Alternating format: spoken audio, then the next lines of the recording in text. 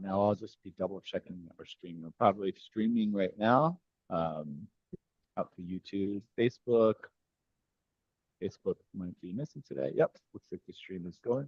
And then I'll start letting people in from the waiting room. Basically, admit everyone. Okay. Hello, hello, hello. Welcome everyone to Piano Tech Radio Hour. Great to see you once again. Ethan Janney. And we've been doing this thing for a few years. I'll give an introduction very soon because we're opening up the room slightly late today. I'm going to spotlight myself and I will spotlight today's guest as well. And we'll admit a few stragglers I see coming in. And oh, cool, Alan Etter. Good to see Alan over here. That's great. All right, welcome, welcome. Let me give it the intro since we're just about 5 minutes in anyways, and then we'll roll into our conversation today. Welcome to Piano Tech Radio Hour. We gather here every Saturday to meet with and learn from the most fascinating and knowledgeable folks in the piano world, including manufacturers, rebuilders, musicians, makers of other instruments, and of course, piano techs. Our mutual goal is to become better at our crafts, to help each other, and to create an ever more musical world together. Piano Tech Radio Hour is brought to you by Piano Technicians Masterclasses, an online learning resource that brings you cutting-edge instruction from piano industry masters without leaving your home. Find out more at pianotechniciansmasterclass.com. You can also subscribe to this Saturday program for just $16 a month and get direct access to each week's private Zoom call, which we're hosting right now, as well as the archival recordings of over 185 episodes in our member area. And you can join Piano Tech Radio Hour using the link bit.ly/join PTRH. That's bit.ly/join PTRH. And we're going to give an introduction to our guests today momentarily, but also we have a sort of, I believe, we want to bring Wayne Ferguson, a sort of regular participant and audience member, to the program up to speak a little bit up front about some current events. I think Wayne is here. Let's see if Wayne is here and ready to go. Hey, Wayne, can you hear me? Are you Yeah. unmuted? Yes, I'm unmuted. Yep. Hi, how's it going? Yep. Doing pretty good. Yeah. You want me to bring you up?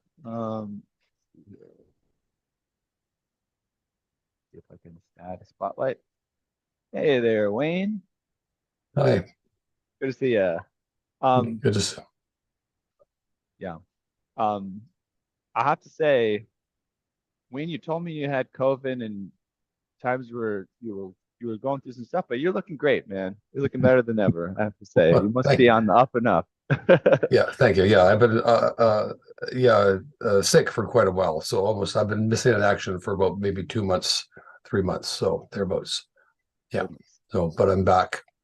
Have us the best And, of us. I came. Go ahead. Yeah. Yeah, go ahead. Yeah, You wanted to share, and I yeah, I came appreciate it. back. I wanted to be out here today because I wanted to make a bit of an announcement, a sad announcement. Everyone knows David Anderson quite well, and David's wife, Tanya Regrier, amazing artist. I'm sorry to say that Tanya Regrier passed away a week ago, Friday. She had the same prognosis as David. Somehow David had some sort of brain cancer. She got the exact same thing. And my wife and I, we spoke with Tanya maybe about, I guess, maybe 8 to 10 weeks ago. We spoke with her for almost an hour. She knew she was going to die, but she was laughing the whole time we were talking to her. So it was pretty amazing. And she was an amazing artist. Maybe Ethan, you could post something about her art and what she was about. But it was you've been to her place and you know what that whole the synergy they both had was pretty amazing. So it's just a sad thing to have now this other loss. So yeah. So Yeah. So Thank you I just so wanted to much. make that announcement. You're welcome. Thank you so much for sharing, Wayne. Yeah. Yeah, I concur. If you haven't if you're not aware of Tanya Regeer, I highly recommend you look her up. I will bring something up, find a link at least. I think she's probably got a website, but if you Google her, you'll see she's been a pretty prolific artist. Um, got a Wikipedia page. That means something. I can see that right Yeah. now when I'm Googling. I'll put a link to her or her website in the chat. But she was a dancer earlier on in her life, and then became an artist and sculptor. And she also, I got a chance to talk to her after David passed away. I got the privilege to spend some time with her. Went over there a couple times to their place when I was visiting Los Angeles, and she shared with me things about David, and we looked at some of his poetry. It was really beautiful to spend some time with her. Carl Lieberman visited as well with me one day, and then he had to go, and it was just me and her for a while, and it was a beautiful time. I'm really glad I got to share it with her. But yeah, she got to tell me a little bit of her story. I think she was working with mannequins for a while, and I guess in this industry, there's somebody needs to design mannequins, and so for the bread and butter work to make some dough, she was designing mannequins. But she's also a sculptor, and so if you see the type of sculptures that she creates, they're very much an homage to the human form, especially the human female form, and just really beautiful creative stuff. Interesting fact that she was so uh, great at what she did, both within the technical realm of building mannequins and doing the art, doing the sculpture. If you remember, there was a movie that came out, I think in the 80s, maybe the 90s, I don't know, called Mannequin, and they used her mannequins for that movie. um, so she was pretty high up there in lots of realms of what she did. Impeccable uh, person and artist. Their house was so beautiful, sculptures in his yard and on the walls, and beautiful decorations and grand pianos everywhere. And you get to see it if you check out David's master classes. We spent some time, just doing a look at their property and some of the art as well for some of the programs that we did with them. So I recommend it. I think I put a link in the chat to her website, so you can check that out and look her up. Definitely worth a moment to explore the world of Tanya Regeer. And she's probably one of those people, similar to David, where, after passing, will not be forgotten on a broader scale and maybe even more remembered, for the wonderful contributions she's made. So yeah, for sure. So Wayne let me know just today that he felt like this was for sharing. I totally concurred. And so Wayne, thank you so much Thank you, Wayne. for helping create a moment for that. Okay. All right. Let's get on with the show. And we'll talk to our primary guests today. And if it feels necessary to later on, after we're done with the main conversation, we can chat about Tanya if it feels appropriate. But let me give an introduction to our guest today. You may or may not know his name, Glenn Bingham. And Glenn is a second-generation piano technician and now founder of the Center for Piano Technology. Glenn is the former chief piano technician for Steinway & Sons Music Technology Department and played an integral role in the development, production, and training for Steinway Stereo. Glenn is a passionate educator who has trained hundreds of piano technicians around the world. And what we're going to do today is get a little bit of his background and his journey, and really dive into these projects that he's building right now around, providing excellent education for the industry. So welcome, Glenn. Thanks for joining us. Thanks, Ethan. It's a pleasure to be here. I am a huge fan of the show, and I've probably listened to these shows twice on the Apple Podcasts. Nice. Dave. So I love big, it. yeah. Thanks for having me. Yeah. I love that we started putting them out as podcasts. I mean, I wanted to put them out as podcasts earlier, but it's, it takes some logistics to get it going, and it didn't end up until recently. We just started doing these archival episodes, and I've Well, they been hold very, what's that? they hold up, you know. They Even hold up. a Yeah, couple years yeah. old, they're great. Yeah. Yeah. And also I've just been really pleasantly surprised by the impact and like the different people that are tuned in and all over the world. And um, we have our live audience here on Saturdays, and that I can concretely see. But it's interesting now. I'll just be chatting to, random people, and I'm like, oh yeah, I was listening to this or that, and it's cool. So great. Well, let's get started with a bit of your background. You said this is a second generation thing.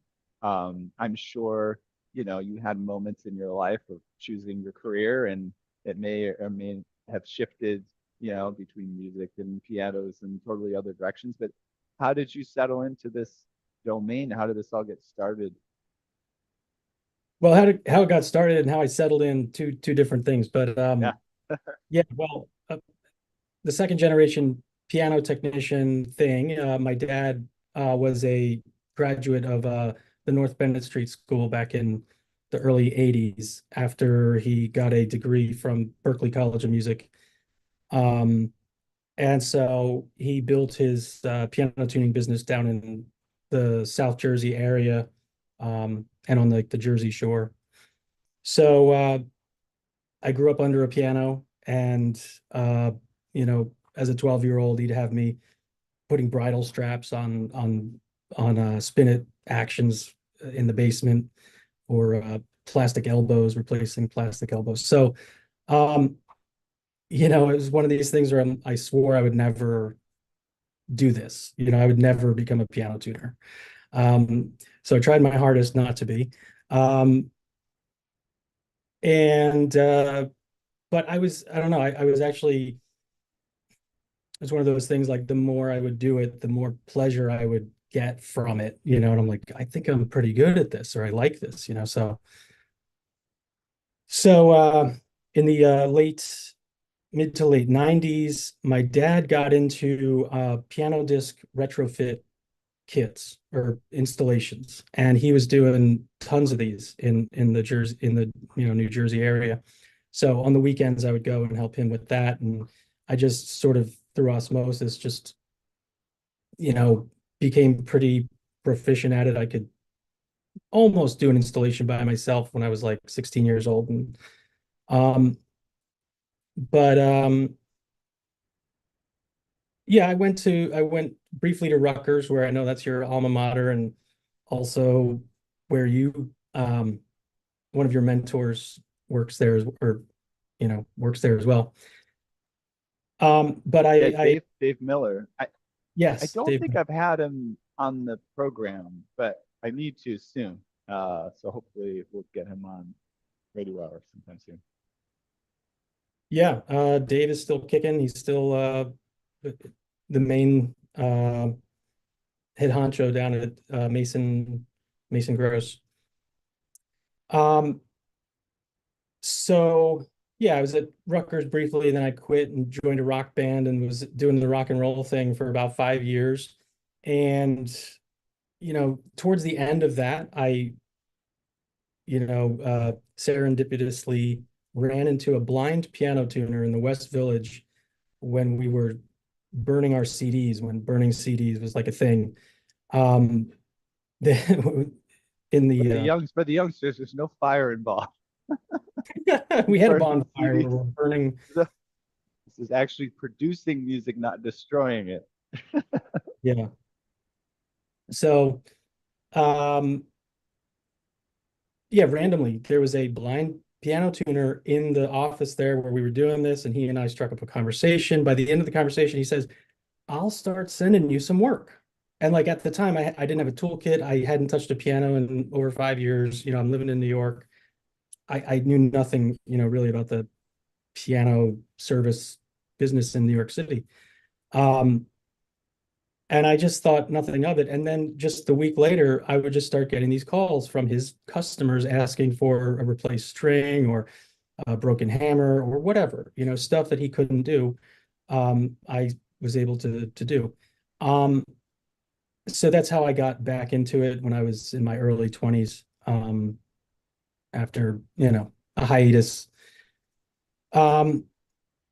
So I mean, I could go on and on, but long story short, I stayed in New York 15 some odd years, and during that time I worked for a rental company that would do all the service on Broadway. So I was running around Broadway doing tons of upright pianos in theaters, and then found my way to Steinway and Sons. Then I was at Faust Harrison, then I was back at Steinway. And the last couple jobs I had with Steinway were the chief technician role for Steinway Spirio, which was just incredible. That job took me around the world, and I loved working on that product. I think it's an incredible piano. And then the last gig I had with Steinway was running their authorized service plan program, which is sort of like Uber for Steinway customers, where a customer can use an app to connect with a Steinway approved technician and create an appointment and pay for their service and all this. So that last job was that taught me a lot about the current state of piano technicians in the United States. It just put me in touch with hundreds of piano tuners that were not just there for because with the training program, it's quite different from when you're running a service program, so so that's kind of my last role at Steinway. And now I recently have gone out on my own, and I left so that I could start my new passion, which is the Center for Piano Technology. Yeah. Yeah, and I know I've talked to you behind the scenes, a handful of times over the past couple of years. I mean, this has been brewing for quite a while. Yeah. When did you first get the idea that you would want to? Yeah, I would love to know, when did you first get the idea that you want to do an independent educational thing? When did you first go, maybe I should take this seriously? When did you, get to the point where you're like, oh, this is actually happening? Yeah. Okay. So when I first just started thinking about an educational program for technicians, my idea was sort of like a just like a one-off like experience or something, where we would, go out to like the woods or something and just put pianos in cabins, and just in a place where people could work on their not just Crap. technique, but their craft, their unique approach to tuning, in a place that just, it's okay to just experiment. And I didn't know what that was for like a year. I was really just running it over in my mind. I was even like I was just looking at all different things. It was cool. And I did a lot of reading and talked to a lot of people. So that was about a year. And then somebody, I think it was my wife, or almost simultaneously, it was like, it's a trade school. What you're talking about is a trade school. And so that was like a year of like thinking about that. So it's 2 years. And then I quit my job, and it was you know, just here we go. So that's it. And on good terms, by the way, right? I mean, Yeah. the team over there was pretty supportive of your journey. Yeah. And Steinway you're was, still working with Steinway as like a consultant or something, yeah? yeah. I'm now a technician on that platform. You know, I went from managing it to being a service tech on that platform. Um, yeah, Steinway's been very supportive. And in fact, I when I gave notice, you know, I ended up stretching it out longer and longer throughout last year. So we worked, me and Steinway worked together to figure out a, you know, mutually beneficial exit strategy. So I thank them for that, and you know, it's all good. Awesome. So tell us about the programs that you're developing. I know that you have your first cohort of students coming up this year doing just basically the basics, like getting started with tuning, getting out there as a technician and knowing what to do and how to actually tune a piano in a timely manner. Yeah. And so tell us about the different, because you have, I think, about 3 different main lines of education right now that you're focusing on. Yeah. Yeah. Okay, so to go back to that, like 2 years ago, the idea of taking professional technicians and allowing them the space and time to experiment. That is that's the vision behind our professional development classes, our continuing education classes. So we're offering right now there's 2 continuing education workshops. One is an aural tuning workshop, and one is a touch regulation workshop. Both of them are 5 days long. They are intensive, methodical, method-based, hands-on practice, critique, you know, practice. It's 5 days of work using these methods that we've developed. And the intent, so for the aural tuning workshop, the idea is it is designed for somebody who is currently an ETD tuner who has wanted to transition to a full-time aural tuner. They know they can. They've probably, let's say they've passed the PTG test already. Maybe they even went to North Bennett Street School, and yet they're working every day, you know, using the machine, and that's kind of why they can't find that moment to just go all in on the aural tuning. So and I made this program because I know there's folks out there that do this. You know, I know who these people are, and I was thinking of them when I created it. And oh, by the way, I was one of them. You know, when I was in the beginning of my career, I was just an ETD tuner, cyber tuner, cranking out tunings. Wanted, you know, I wanted that challenge of doing like aural tuning, but I could never find the moment to switch. Luckily for me, like I landed a job at Steinway back in 2008. They said my tuning sucked, and yet they allowed me to like stay on, and they helped me develop. And then, you know, after about, you know, it's actually like, if you're doing, here's my opinion, if you're doing 20 tunings a week, you're making your living doing tunings with an ETD. The transitioning to the aural tuning, the ability to do aural tuning in the same way, it's not rocket science. You're already 90% there because your body knows like how to tune. It's really okay. Here's what it is. Because you'll hear, I'll call them old timers. You hear old timers say, I tuned by ear for 20 years, and then I got Cybertuner, TuneLab, whatever, and now I have less aural fatigue at the end of the day. I just feel better, you know, and that's real. I believe that too, but in my opinion,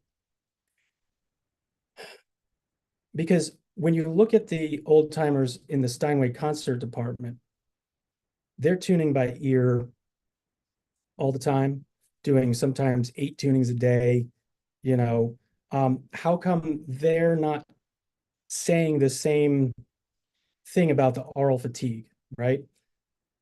Here again, this is my opinion. My opinion is that what we're talking about is not listening fatigue, but rather decision fatigue.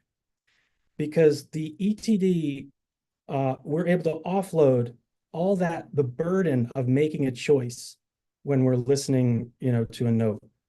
We're able to say, it says I can move on. It says I can move on. It says, and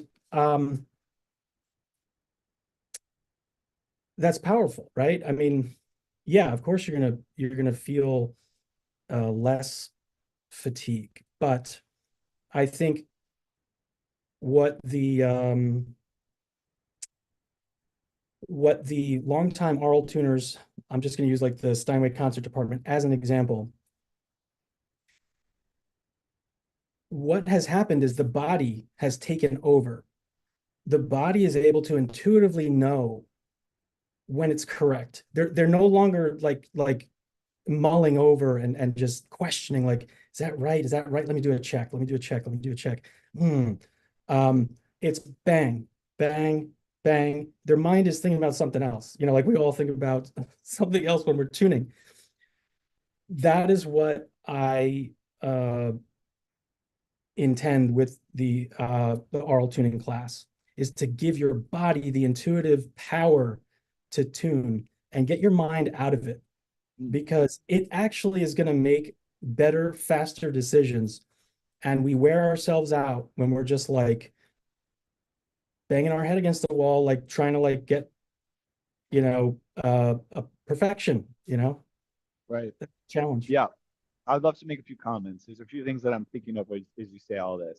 Well, remember all the points. One, I probably mentioned it before in the program, but there's 4 stages of learning. There is, there's, what is it?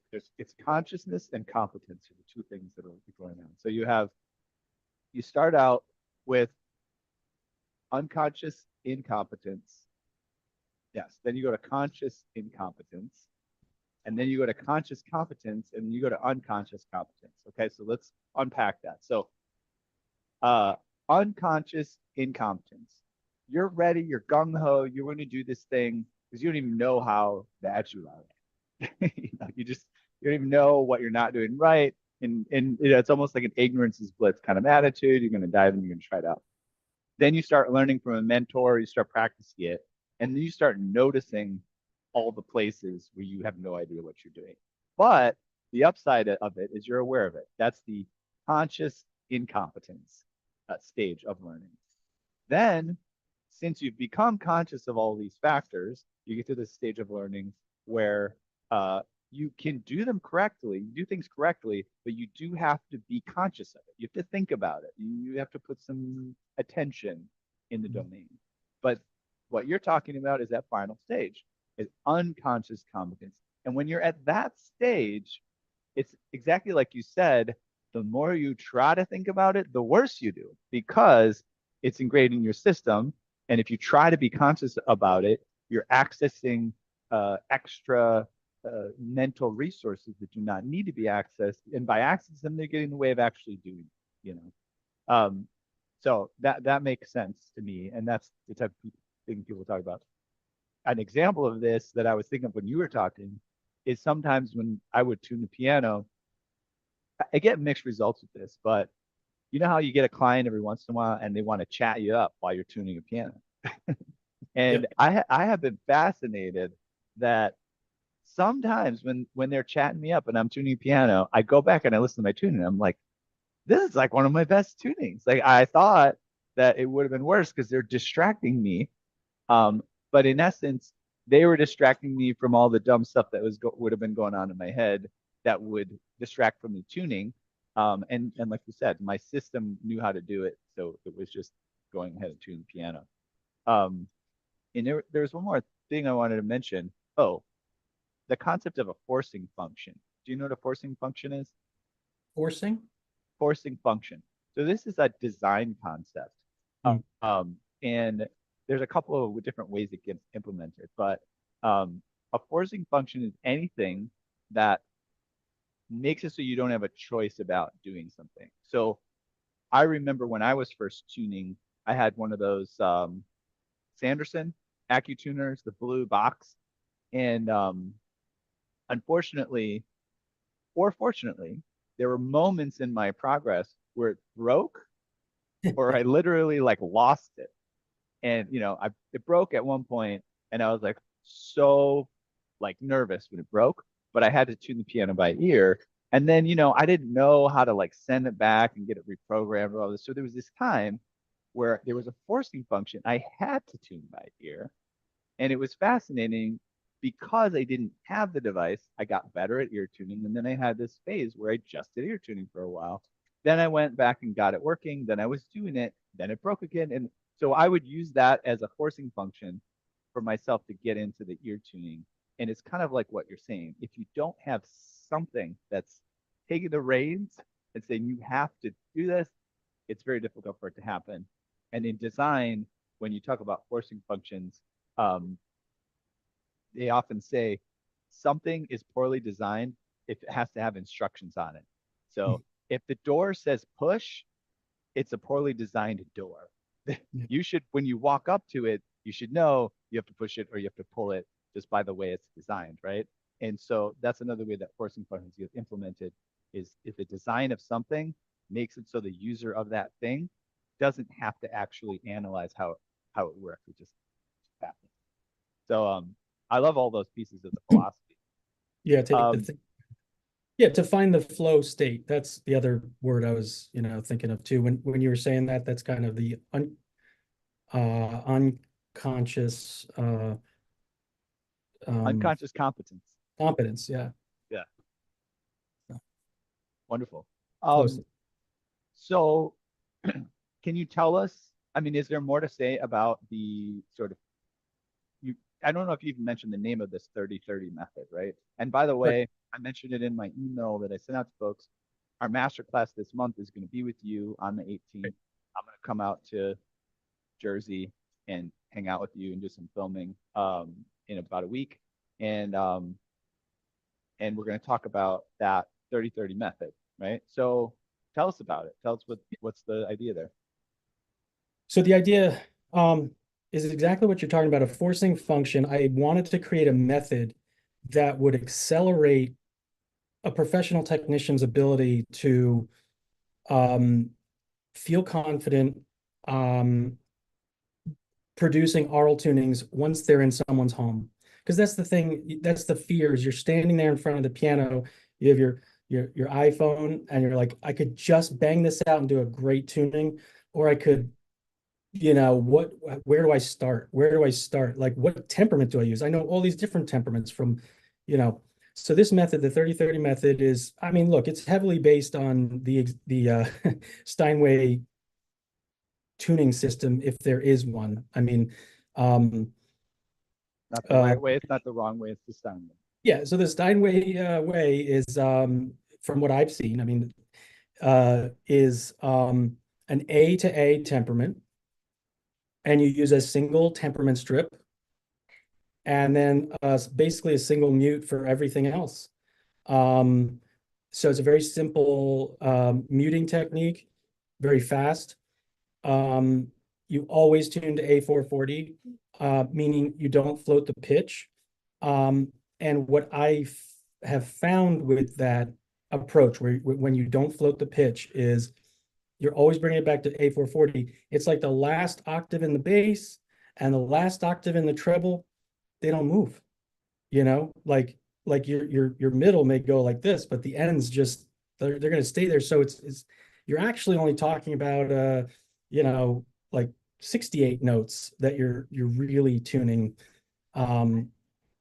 So we break each step of the process down to a very specific time frame. So 30-30 method means 30 minutes, 30 seconds. So we start 30 seconds, you mute the temperament area. Then you do 1 minute to set A440. Then you take 4 minutes to do the temperament. Then you do 7 minutes to go from there to the bass. Then you do 6 minutes to go back through the temperament section, pulling it out as you go. And then you have 12 minutes to do the treble. It's nearly, it's almost impossible. I mean, and that's the point. The point is to just push you along and accept whatever is happening in the moment and just keep going and say, it's not you. It's not you. It's the time. It's not like, or the piano. So it really takes the burden of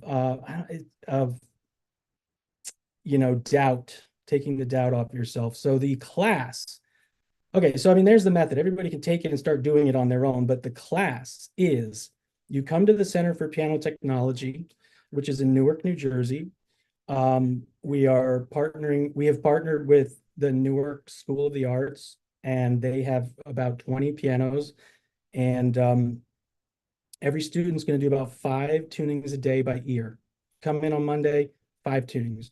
So by the end of the day, you're doing 20 to 25 tunings, all by ear, using the same method.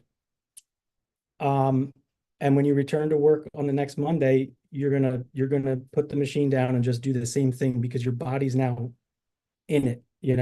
Are you gonna on that You month? also take their ETD and you burn it. We burn You it melt, just you like melt it. yeah. Just like this. You throw it off the roof. um,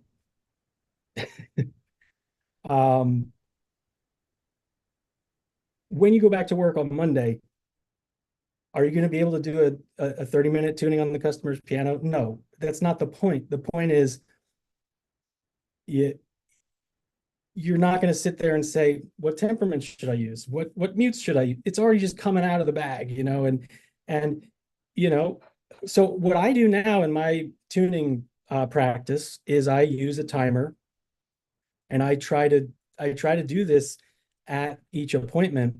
And what usually ends up happening is I'm tuning the piano twice.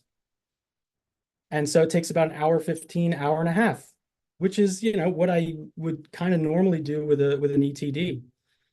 But I've actually gone through it twice. And on the second pass, it's not as big a lift, as the first one. So I think I like that. And I think,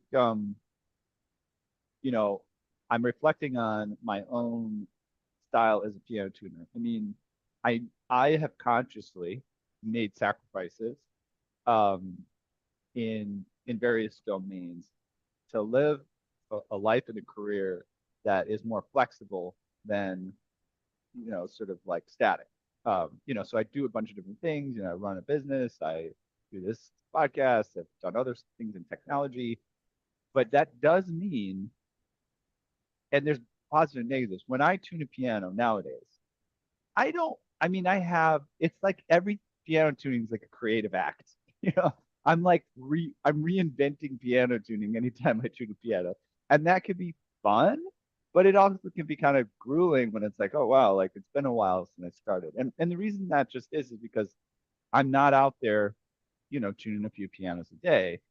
And what you're talking about is essential if you are doing that, to have a method. And the Yes. method creates the rails on which you can run your machine, and it makes it quicker, it makes it better, it makes it more efficient. And ideally, you're not thinking about it.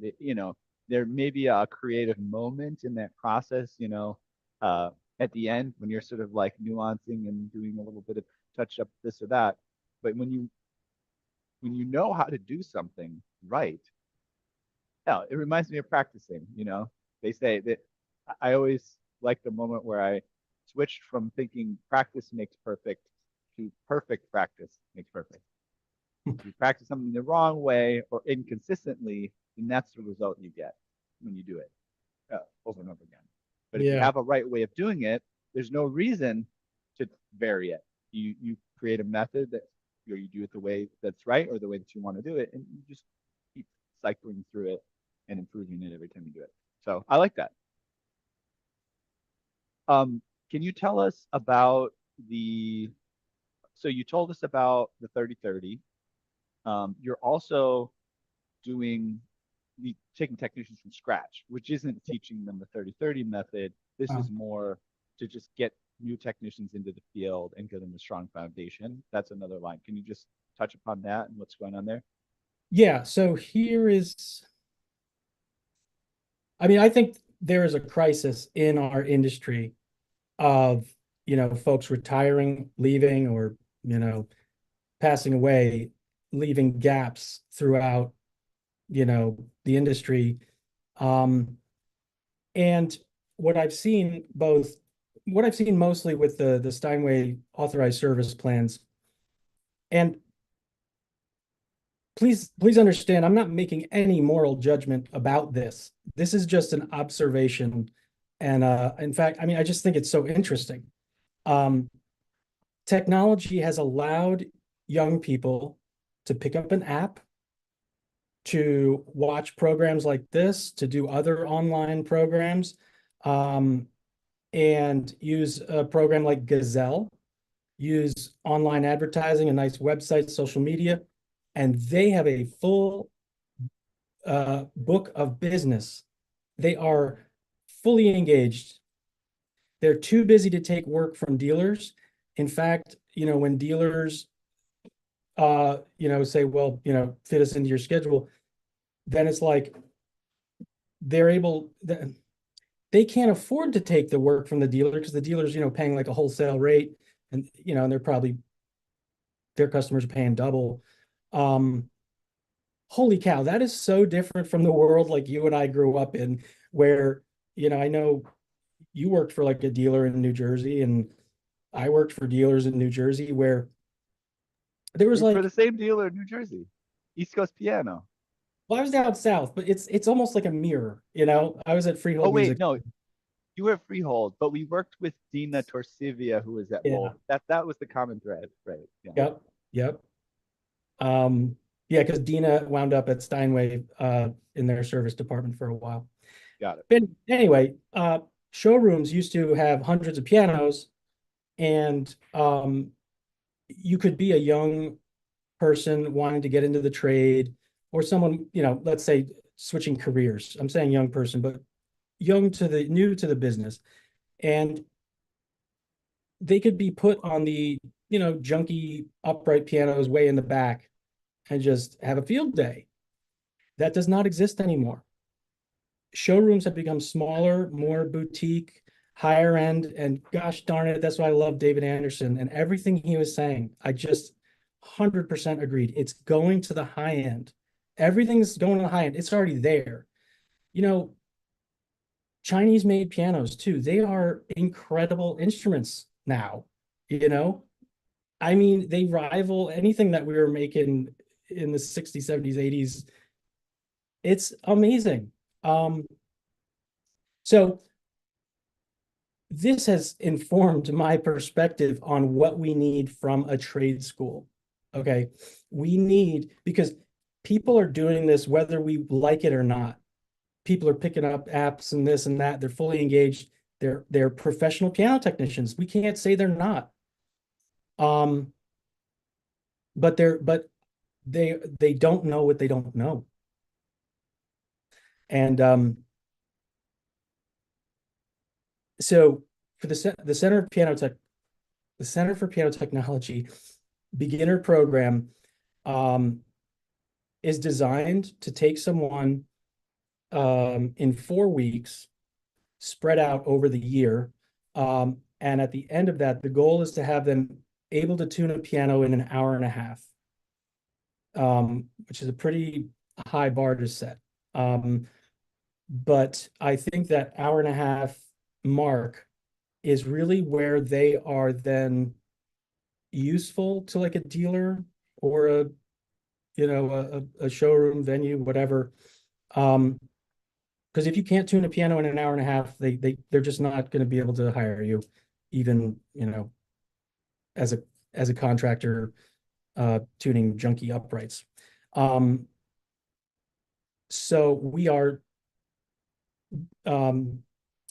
teaching the students using an ETD. So they're going to be using an ETD, and week 1 is in January, week 2 is in April, week 3 is in June, week 4 is in September, October. The idea is that week 1, we just get them up and running, tuning unisons, very, very, very basic. But it's going to be highly focused on tuning, whereas other programs might try to, go very deep on all kinds of repairs or string replacement. We'll get there, but again, if they can't tune a piano in an hour and a half, then they're gonna not be able to be sustainable, sustain themselves. So week 1, they come, we get them up and running, and then they're expected to practice when they go home. We're going to help set them up with partners where they can just continue to practice until they come back in April. And then we build upon that skill set and they go back, so because as the learning happens when they're alone in the room with the piano. They have to have that experience. So, but I'm looking for ways to accelerate that whole process, because we don't have time to spend 2 years, 5 years apprenticing because we need to do it now. So that's what I'm hoping to achieve, and I'm hoping to build this. Yeah, and it was mentioned earlier, but the theme with what you're doing is you're giving people kind of are craving that hands-on mentorship capacity. And I think, as I've seen it, people come to us at Floating Piano Factory and they get the opportunity to get out and practice. They get a community of people with the other technicians and some of the folks that we use for mentors to get that. But I've seen lots of people who are trying to find their way in, and people do end up, the only resource that they have is like the North Bennett Street, or to go to a dealer, and you kind of almost have to, or not a dealer, but I guess a dealer, and kind of almost like sign over your life. Okay, sign on the dotted line. Yes, we'll give you a salary. We have to wake up at 6 in the morning, go home at 2 p.m. and just like working like a slave just to learn how to tune a piano, basically. So it's nice to have a resource where people can get hands-on experience in an independent fashion, and they can do what they want with it, right? If they want to go, get a contract with the dealer, that's great. But they have choices. They have the foundation. It sounds like a good variety. We're gonna wrap up here momentarily. Make sure you mention. I think we didn't mention the sort of you're doing some regulation course as well. So mention that, and then anything else you want to say before we wrap up, just about what's going on and how people can find out about it. Sure. Yeah. So for the professional technicians, we have the aural tuning week, and then we have what we call the intuitive touch regulation week. And so this is a method we've developed to, again, take the guesswork out of it and to just flow through regulation procedures using and developing your sensitivity, your touch sensitivity. So the only measuring tool we use is a key dip block. We don't use hammer to string measurement or let off measurement. No. And we'll show you why. We'll show you how. And you'll do 2 regulations a day. So at the end of the week, you're going to be doing about 8 to 10 grand piano regulations. Like, where else are you going to get that experience so that when you go back home, it's just under your fingertips, or at least it's starting to be, because again, you're not really going to learn anything till you're alone in the room or on the stage with the piano and it's dark and you got to finish. Where are you going to spend your time? Because if we had all the time in the world, we can make everything beautiful and perfect. But we never have that, and we don't have, you're going to burn yourself out with the decision making. And yeah, so there's those two programs for the professionals, and we have the basic piano technology 4-week program for beginners. You can find all that at pianotechschool.org. info@pianotechschool.org. You can send me an email. And thanks, Ethan. I'd love to hear some questions if anybody has any. Yeah, sure. And I'll make sure I'm putting some links in the chat.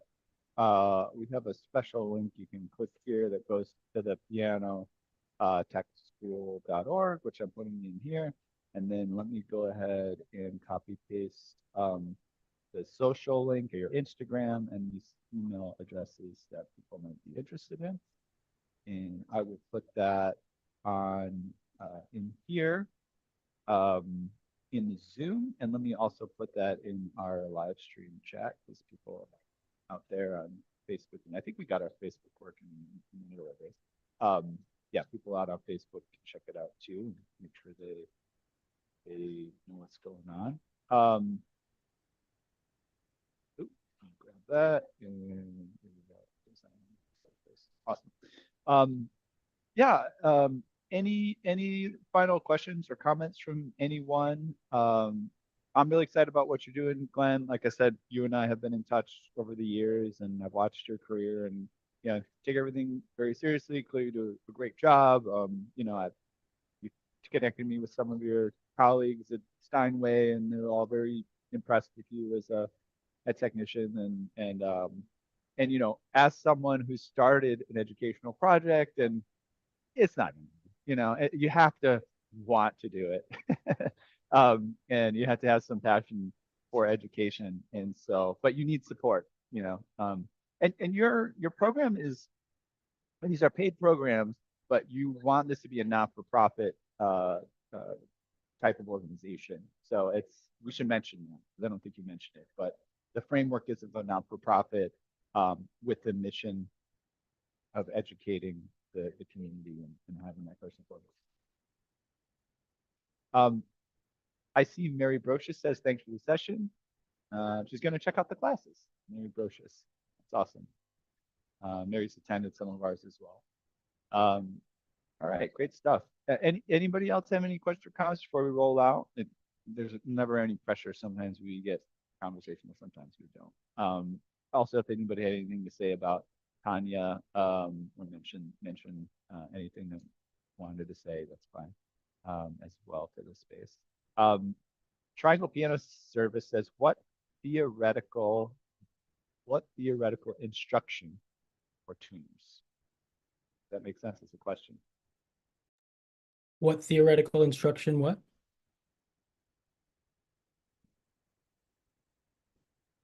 I think you're muted. What theoretical instruction for tuners? Maybe reframe the question. For the new tuners in the program, the basic piano technology program? Yeah. Good question. It's and listen, I'm not doing this like in a vacuum. If you go to the website, you'll see the folks that are helping me develop the curriculum and are going to be teaching the class with me. And there you'll see and they're going to be participating in different classes. Like it's not all the same class they're going to be in, but we decided that like week 1 of the basic piano technology class, we're going to go very, very light on the piano tuning theory. We're going to have them just jump right in and get the muscle memory started. And because it's really not until you know what's going on that you can even, begin to ask and understand what it is that, an octave is stretched because the piano wire, the stiffness of the piano wire. And that's different from why we're tempering intervals, and I mean, it's just a lot to absorb. So we're making choices based on tuning the piano in an hour and a half at the end of the 4 weeks. It's like, what are the things that, and yeah, we're gonna have to not cover stuff that other programs cover. And they can read it in the Arthur Reblitz book.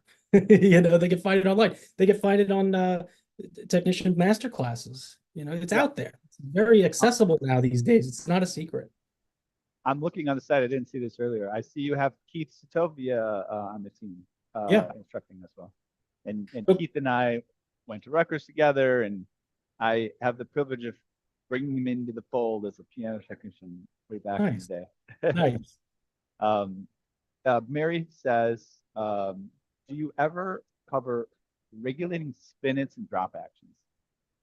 Nope. No, thank you. But that's if that's something that you're interested in, Mary, we might be able to cover that at BPM, but be able to get into that content. Let's go. It's the high end people. Yeah. Yes, please.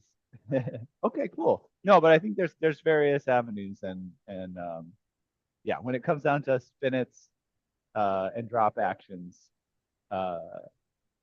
there's some fun to be had. And there's also some quagmires to fall into. But there's no harm in knowing what you're doing. Especially if that's where you live, and that's all right. I think we're about a couple minutes over the hour, so I think maybe it's probably about time to wrap it up. Mary says, fun. I have a lot of them around here. Yes, yes. I know that's the thing where people are in different parts of the country. You have what you have that's in your area, and people are doing incredibly different careers and different domains depending on the type of instruments and type of communities they live in. So, What area of the country are you located in, Mary? yeah, Mary, where are you? I forget. I know I should know this, but where is Mary? Erie, Pennsylvania.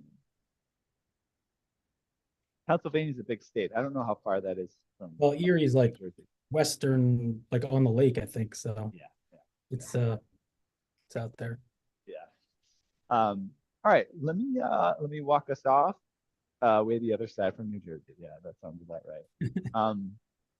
Thank you so much for joining us today, Glenn. Thanks for everyone for hopping on the session.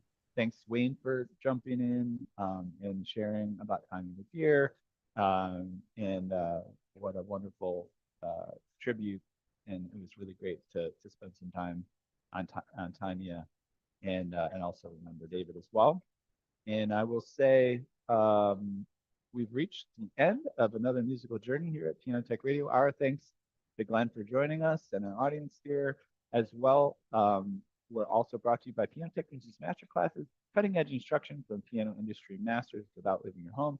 If you join us by signing up for this session individually, make your life more convenient. Subscribe to Piano Tech Radio Hour, $16 a month for the recording of today's session in a member area, automatic registration for each weekly session.